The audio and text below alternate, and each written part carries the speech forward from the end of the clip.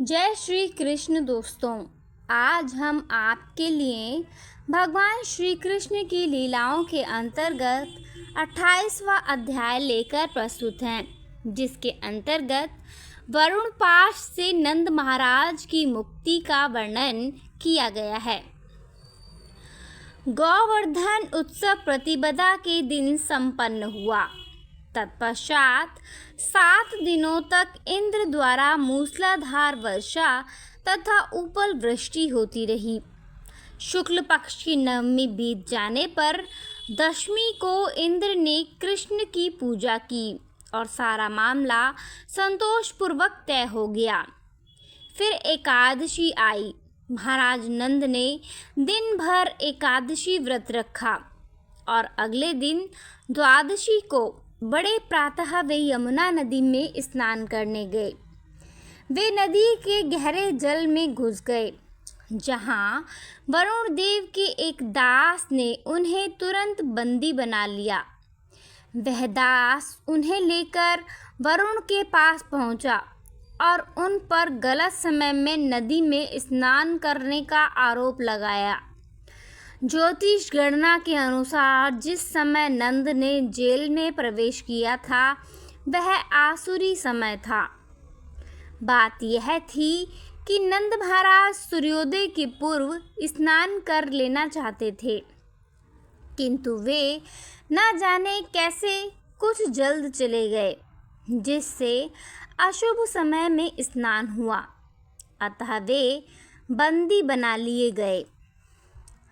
जब वरुण के दास नंद महाराज को पकड़कर चले गए तो उनके मित्र चिल्लाकर कृष्ण बलराम को बुलाने लगे।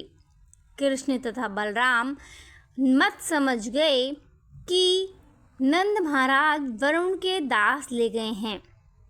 मूलतः वे वरुण के धाम आए हैं, जो भगवान के शुद्ध भक्त हैं और श्री भगवान ही आश्रय हैं, क्योंकि वह उन वृंदावन वासियों की रक्षा प्रदान करने के लिए दृढ़ संकल्प थे।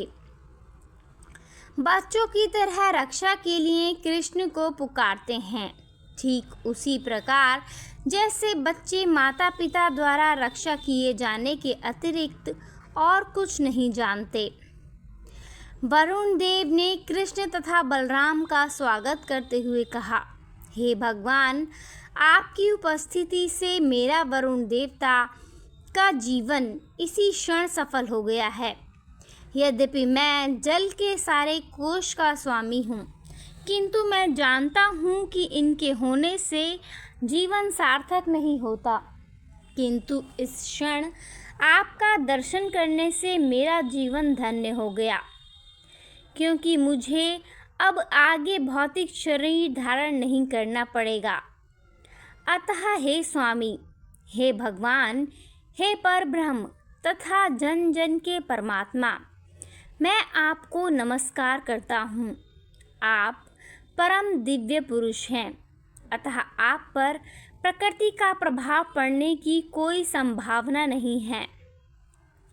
मुझे खेद है कि मूर्खतावश यह जानने के कारण कि क्या करणीय है और क्या नहीं, मेरे दास ने भूल से आपके पिता नंद महाराज को बंदी बना लिया है।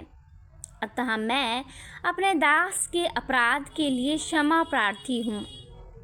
मैं सोच रहा हूँ कि मुझे दर्शन देने की यह आपकी योजना थी। हे कृष्ण, हे गोविंद, मुझ पर कृपा करें। यह रहे आपके पिता, आप इन्हें तुरंत वापस ले जा सकते हैं। इस प्रकार भगवान श्री कृष्ण ने अपने पिता को छुड़वाया और उन्हें उनके मित्रों के समक्ष लाकर परम हर्षोल्लास सहित प्रस्तुत किया। नंद महाराज विस्मित थे कि परम ऐश्वर्यवान होते हुए भी उस देवता ने कृष्ण का इतना सम्मान किया। यह नंद के लिए विस्मयजनक था और वे अत्यंत आश्चर्यपूर्वक अपने मित्रों तथा संबंधियों से इस घटना का वर्णन करने लगे। यद्यपि कृष्ण सचमुच इतनी आश्चर्यजनक रीति से कार्य कर रहे थे, तो भी महाराज नंद तथा माता यशोदा यह न सोच पाए कि वे श्री भगवान हैं। इसके विपरीत वे उन्हें सदैव अपना लाडला पुत्र समझते रहे। अतः नंद महाराज ने इस तथ्य को स्वीकार नहीं किया कि वरुण ने कृष्ण की इसलिए पूजा की क्योंकि वे श्री भगवान थे। वे तो यह मान रहे थे कि इतना आश्चर्यजनक बालक होने के कारण वरुण तक ने कृष्ण का सम्मान किया। नंद महाराज के सारे ग्वाल मित्र यह जानने के लिए उत्सुक थे कि क्या सचमुच कृष्ण श्री भगवान हैं और क्या वे उन्हें मोक्ष दे देंगे। जब वे इस प्रकार परस्पर मंत्रणा कर रहे थे तो कृष्ण उनके मन की बात समझ गए और उन्होंने उन सब को आध्यात्मिक जगत में उनके भाग्यों के प्रति आश्वस्त करने के उद्देश्य से उन्हें आध्यात्मिक आकाश का दर्शन कराया। साधारणतः सामान्य व्यक्ति इस जगत में कठोर श्रम करने में लगे रहते हैं। उन्हें इसकी कोई जानकारी नहीं रहती कि इस लोक के परे भी कोई अन्य लोक है जिसे चिदाकाश कहते हैं, जहाँ जीवन शाश्वत आनंदमय और ज्ञान के पूर्ण रहता है। जैसा कि भगवद गीता में वर्णित है, जो व्यक्ति चिदाकाश को जाता है वह फिर इस जन्म मृत्यु वाले जगत में लौटकर कभी नहीं आता। भगवान कृष्ण बद्ध जीव को यह सूचित करने के लिए सदैव उत्सुक रहते हैं कि इस भौतिक आकाश के परे तथा समूची भौतिक शक्ति के भीतर इन असंख्य ब्रह्मांडों के परे अत्यंत दूरी पर चिदाकाश लोक है। निस्संदेह कृष्ण प्रत्येक बद्ध जीव पर अत्यंत दयालु हैं, किंतु जैसा कि भगवद गीता में कहा गया है कि वे शुद्ध भक्तों के प्रति विशेष कृपा करते हैं। इन प्रश्नों को सुनकर कृष्ण ने सोचा कि उनके वृंदावन के भक्तों को आध्यात्मिक आकाश तथा उसके भीतर वैकुंठ लोगों के विषय में जानकारी दे दी जाए। इस संसार में प्रत्येक बद्ध जीव अज्ञान के अंधकार में है। इसका अर्थ यह हुआ कि सारे बद्ध जीव देहात्म बुद्धि से ग्रस्त हैं। प्रत्येक जीव की यही धारणा है कि वह इसी भौतिक जगत से संबद्ध है और इस जीवन बोध के कारण प्रत्येक जीव विभिन्न रूपों में अज्ञानवश कार्य कर रहा है। किसी विशेष प्रकार के जीव के कार्य कर्म कहलाते हैं। सारे बद्ध जीव देहात्म बुद्धि के कारण अपने अपने शक्ति के अनुसार कार्य कर रहे हैं। ये कार्य भावी बद्ध जीवन का निर्माण करते हैं। चूँकि उन्हें आध्यात्मिक जगत की बहुत कम जानकारी रहती है, अतः सामान्यतः वे आध्यात्मिक कार्य नहीं करते, जिन्हें भक्ति योग कहते हैं। जो सफलतापूर्वक भक्ति योग का अभ्यास करते हैं वे इस वर्तमान शरीर को त्याग कर सीधे आध्यात्मिक जगत को जाते हैं, जहाँ वे किसी एक वैकुंठ लोक में स्थिर हो जाते हैं। वृंदावन के सारे निवासी शुद्ध भक्त हैं। इस शरीर को त्यागने पर उनका गंतव्य कृष्ण लोक है। वे वैकुंठ लोक से भी आगे चले जाते हैं। तथ्य यह है कि जो लोग कृष्ण भावनामृत तथा प्रौढ़ शुद्ध भक्ति में लगे हुए हैं, उन्हें मृत्यु के बाद इसी भौतिक जगत में विभिन्न ब्रह्मांडों में से किसी में कृष्ण का सानिध्य प्राप्त करने का अवसर प्रदान किया जाता है। कृष्ण की लीलाएं इस ब्रह्मांड में या अन्य ब्रह्मांड में निरंतर चलती रहती हैं। जिस प्रकार इस पृथ्वीलोक में सूर्य कई स्थानों से होकर गुजरता रहता है, उसी प्रकार कृष्ण लीला भी इस ब्रह्मांड में सतत या अन्य ब्रह्मांड में चलती रहती है। वे प्रौढ़ भक्त जिन्होंने कृष्ण भावनामृत को पूर्ण रूप से संपन्न किया है, तुरंत उस ब्रह्मांड को भेज दिए जाते हैं जहाँ कृष्ण प्रकट होने वाले होते हैं। उस ब्रह्मांड में भक्तों को कृष्ण के सानिध्य का प्रथम प्रत्यक्ष अवसर प्राप्त होता है। यह अभ्यास चलता रहता है, जैसा कि इस लोक में हम कृष्ण की वृंदावन लीला में देखते हैं। इसलिए कृष्ण ने वैकुंठ लोकों की सही जानकारी उद्घाटित कर दी, जिससे वृंदावनवासी अपने अपने गंतव्य को समझ सकें। इस प्रकार कृष्ण ने उन्हें नित्य विद्यमान आध्यात्मिक जगत का दर्शन कराया, जो असीम है और ज्ञान से पूर्ण है।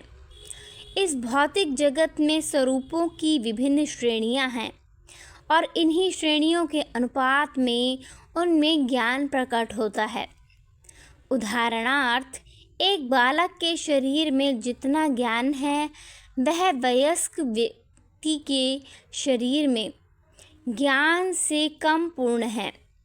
सर्वत्र जीवों में विभिन्न श्रेणियां हैं, चाहे जलचर हों, वृक्ष हों, कीड़े मकोड़े हों, पक्षी हों या सभ्य तथा असभ्य मनुष्य हों। मनुष्यों के ऊपर ब्रह्मलोक तक, जहाँ देव ब्रह्मा रहते हैं, देवता, चारण तथा सिद्ध हैं। इन देवताओं में ज्ञान की विभिन्न श्रेणियां हैं, किंतु इस जगत से आगे आध्यात्मिक आकाश में प्रत्येक व्यक्ति ज्ञान से पूर्ण है। सारे जीव वैकुंठ लोक में या कृष्ण लोक में भगवान की भक्ति में लगे रहते हैं। जैसा कि भगवद गीता में पुष्टि की गई है, पूर्ण ज्ञान का अर्थ है कृष्ण को श्री भगवान के रूप में जानना। वेदों तथा भगवद गीता में यह भी उल्लेख है कि ब्रह्म ज्योति में धूप, चांदनी या बिजली की आवश्यकता नहीं रहती। वहाँ सारे लोग स्वतः आलोकित हैं और वे सभी शाश्वत रूप से स्थित हैं। ब्रह्म ज्योति में न तो उत्पत्ति का और न ही संहार का कोई प्रश्न उठता है। भगवद गीता से भी इसकी पुष्टि होती है कि भौतिक आकाश से आगे एक अन्य नित्य आध्यात्मिक आकाश होता है, जहाँ पर प्रत्येक वस्तु शाश्वत रूप से विद्यमान रहती है। आध्यात्मिक आकाश की जानकारी केवल ऋषि तथा साधु पुरुषों को ही मिल सकती है, जो भक्ति में रहने के कारण त्रिगुणातीत होते हैं। आध्यात्मिक पद पर स्थित हुए बिना आध्यात्मिक प्रकृति को समझ पाना संभव नहीं है। अतः यह संस्तुति की जाती है कि मनुष्य भक्ति योग को ग्रहण करे और 24 घंटे कृष्ण भावनामृत में लगा रहे, जिससे वह त्रिगुणातीत हो जाए। कृष्ण भावना भावित होने पर वह चिदाकाश तथा वैकुंठ लोक की प्रकृति को समझ सकता है। अतः वृंदावन के वासी निरंतर कृष्ण भक्ति में लगे रहने के कारण वैकुंठ लोगों की दिव्य प्रकृति को सरलता से समझ सकते थे। इस प्रकार श्री कृष्ण नंद महाराज इत्यादि समस्त ग्वालों को लेकर उस सरोवर में गए, जहाँ बाद में अक्रूर को वैकुंठ लोगों का दर्शन कराया गया। उन सबों ने स्नान किया और वैकुंठ लोक की वास्तविकता के दर्शन किए।